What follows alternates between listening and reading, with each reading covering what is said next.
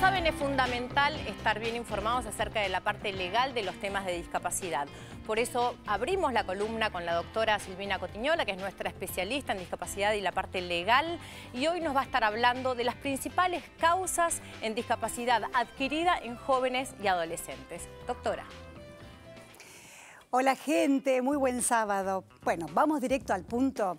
Yo quiero contarles que cuando hablamos de discapacidad, la discapacidad es una contingencia que nos puede devenir de manera congénita, es decir, que nacemos con una enfermedad, sea hereditaria o sea genética, como hemos hablado en el bloque anterior, o también en forma adquirida. Pero puntualmente en forma adquirida vamos a ver cuáles son los casos que se certifican y eso es lo que nos da la llavecita para entrar al mundo jurídico de la discapacidad. Y yo les quiero contar que para hablar de esto, de cuáles son las principales causas adquiridas de discapacidad en una población pocas veces tratada en los medios y también en el ámbito de la discapacidad, que es ese segmento entre los niños de 10 años hasta los adolescentes o jóvenes de la primera edad de 24 años. Y para eso les cuento que el año pasado la Organización Mundial de la Salud elaboró el primer estudio que trata de detectar cuáles son a nivel global, a nivel planetario, estas causales de discapacidad en esta población etaria. Y les cuento que la verdad, el que lleva el punto número uno, lamentablemente, en esta escala de discapacidades, son las discapacidades intelectuales y mentales, dentro de las que se agrupan básicamente las depresiones, los abusos específicamente el de alcohol, la esquizofrenia y también los trastornos bipolares, que por supuesto tienen una vasta gama. A veces estas patologías se diagnostican y a veces no, porque tienen sintomatologías muy específicas, como bien lo describen los médicos. Pero en el caso de que no se certifiquen, que son los casos específicamente a los que hoy vamos a abocarnos, es el de las lesiones no voluntarias. ¿Cuáles son esas? Los accidentes específicamente de tránsito, laborales, las contaminaciones ambientales a las que los jóvenes y los chicos están expuestos. ¿Por qué les digo esto?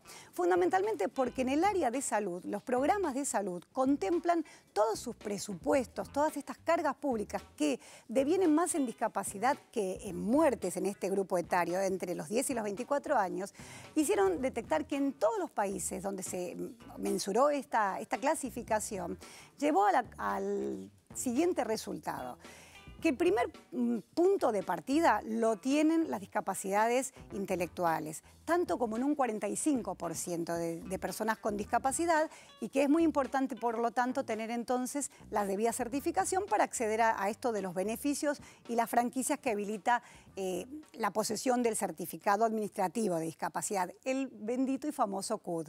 Pero no hablamos de esto que es altamente incidental, que es de mucha presión económica incluso en las sociedades, que son las lesiones no voluntarias y que según ese informe de la OMS, de la Organización Mundial de la Salud, asciende al 12% y mucho más. Poca bolilla se le da a esto también, son las enfermedades infecciosas o parasitarias, como por ejemplo el SIDA, como por ejemplo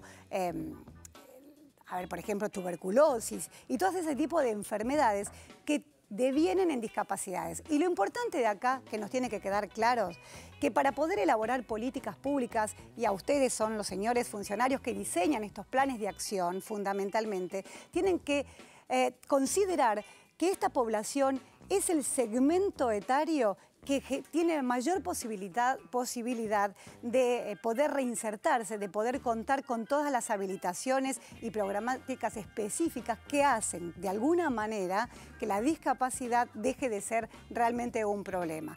Por eso, a tener en cuenta que los adolescentes a los que nos estamos dirigiendo puntualmente hoy, desde acá, desde el programa Desde la Vida, es a tener cuidado con esto de las enfermedades infecciosas, enfermedades sexuales sin el control adecuado, el abuso de sustancias, la drogadicción, que tantas veces dan lugares a interdicciones judiciales. Ya vamos a tocar específicamente ese tema y fundamentalmente aquello que tiene que ver con la polución ambiental, que le damos bastante poca bolilla todos nosotros y devienen en discapacidad. Y discapacidad es pérdida de años de vida. Yo realmente creo que es importante tener en cuenta esto y el mensaje es a cuidarse para no engrosar la lista, como decía Ana Paula al principio del programa, de ese 13% de personas con discapacidad. Bueno, me toca darle el pase a mi compañero Fena, que sé que está con los chicos. Estoy acá, doctora, siempre, ¿cómo no? muy atento, escuchando los consejos. La verdad que sí. ¿Cómo pela la doctora, sabe? Sabe un poquito. Bueno, quiero que me cuente lo que me estaba contando Lo que le detrás quería de contar, cámaras. claro. La verdad que yo estoy muy asombrada con el trabajo que están haciendo acá. Y realmente me llama mucho la atención porque la profesora Mariana, lo que me comentaba, que antes de trabajar con estos chicos fue profesora de cerámica en una escuela de ciegos.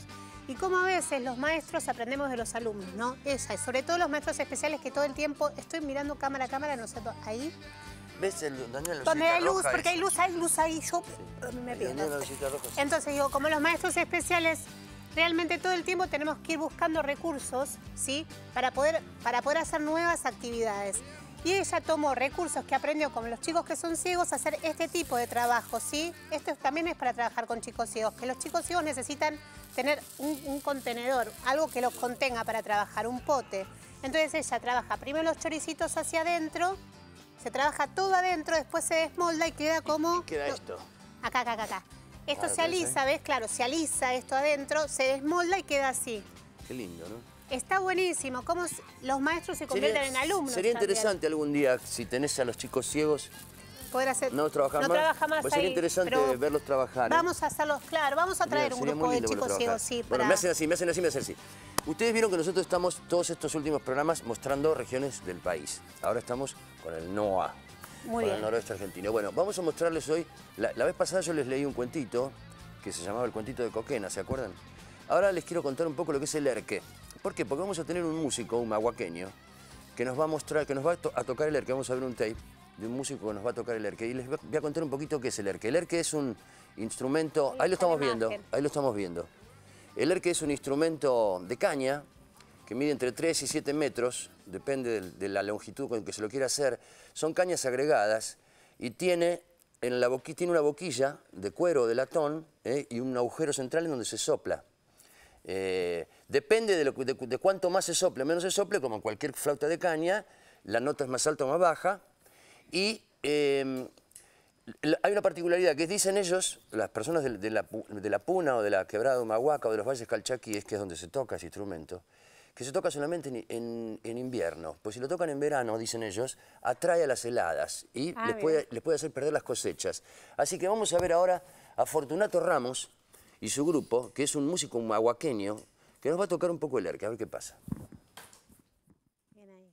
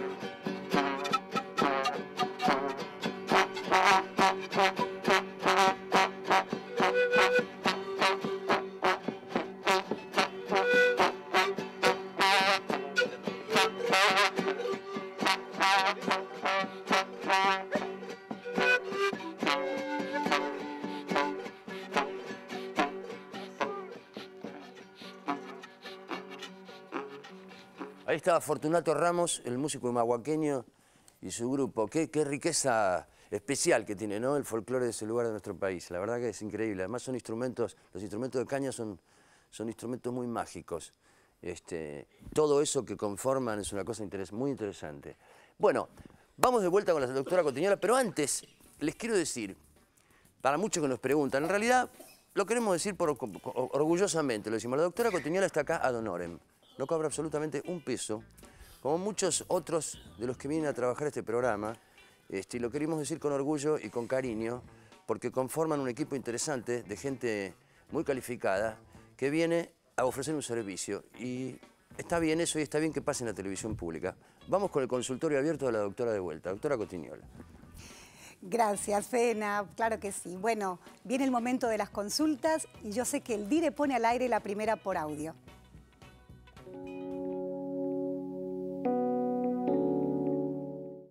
Hola, soy Claudio de Loma de Zamora. Quisiera comentar que ahora nosotros, la gente no vidente, nos dan tarjetas para cobrar en el cajero. Quería ver si se puede hacer algo para pedir que pongan cajeros parlantes. Muchas gracias. Bueno, Claudio, a ver, te voy a contar lo siguiente. Es cierto que no hay una ley nacional que contemple esto de la accesibilidad puntualmente en las instituciones bancarias, pero sí tenemos ya algunos precedentes en nuestro país. Uno de ellos es el último que fue el año pasado en la provincia de Río Negro, gran provincia por lo visto, porque la hemos nombrado 2 veces en el día de hoy.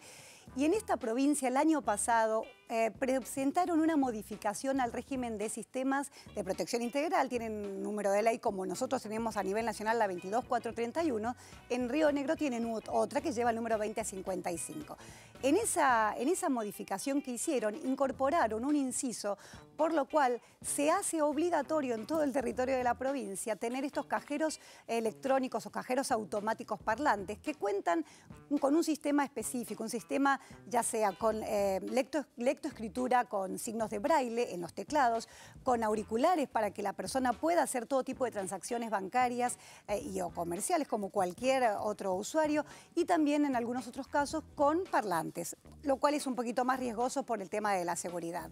Pero esto es muy importante porque se está primero cumpliendo el tema de la autonomía personal que habla la Convención, la famosa Convención sobre los Derechos de las Personas con Discapacidad, y básicamente como este diputado que hizo esta presentación de esta modificación puntual en cuanto a la accesibilidad, él se basó en ese momento no en la convención esta de la ONU, la que tanto hablamos nosotros en este programa y en todos los ámbitos del derecho en materia de discapacidad, sino en la Convención Interamericana para la Eliminación de todas las formas de discriminación contra las personas con discapacidad.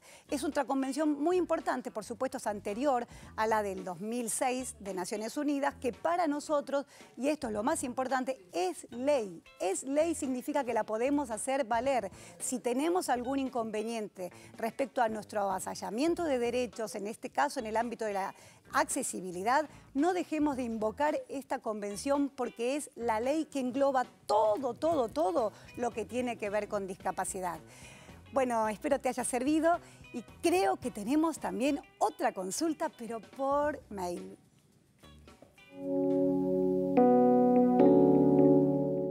Quería saber si yo teniendo certificado de discapacidad, trabajando en blanco en una empresa, también puedo gestionar mi pensión por discapacidad, sin perder mi obra social, porque lo que me dijeron es que me daban Profe de por vida y no podía trabajar nunca más. Si se puede hacer, ¿dónde se tramita? Yo quiero seguir trabajando porque no me alcanza la plata, gracias. Lamentablemente tengo que decirte que son incompatibles. Afortunadamente sos de aquellas personas que contás con el beneficio de tener un trabajo registrado y como consecuencia todos los derechos laborales como cualquier trabajador. Tenés tu obra social, tendrás tus vacaciones, tendrás tu aporte previsional y todas las otras contingencias que habla de un empleo registrado. Por lo tanto, si vos tenés esa suerte, no podés solicitar un beneficio no contributivo. No contributivo significa que no tiene aportes, es decir, no hay aportes, es el Estado quien va a subsidiar esa falta de aportes. Y ni tampoco tenés derecho a solicitar una pensión graciable, que son aquellas liberalidades que están en cabezas, obviamente, de las áreas sociales o de los legisladores o los concejales. Así que yo creo que en principio seguí tratando de avanzar en tu carrera profesional, en tu puesto de trabajo, y una vez que conserves ese trabajo y busques la forma de ser mayormente más competitiva, vas a tener que pelear como cualquier trabajador el aumento de tus ingresos. Lamento decir que no, pero yo soy así. La verdad de frente, aunque nos duela. Nada más por este sábado. Hasta el próximo sábado y me queda darle solamente el pase a Ana Paula. Chau. Muchas gracias, doctora. Y para que ustedes puedan volver a escuchar toda esta información que nos brinda la doctora Cotiñola, pueden ingresar en la página www.desdelavida.com.ar y para hacernos las consultas que necesiten pueden llamar al 4521-2770 o escribirnos a desdelavida@tvpublica.com.ar. Vamos a un corte y enseguida volvemos con más Desde la Vida.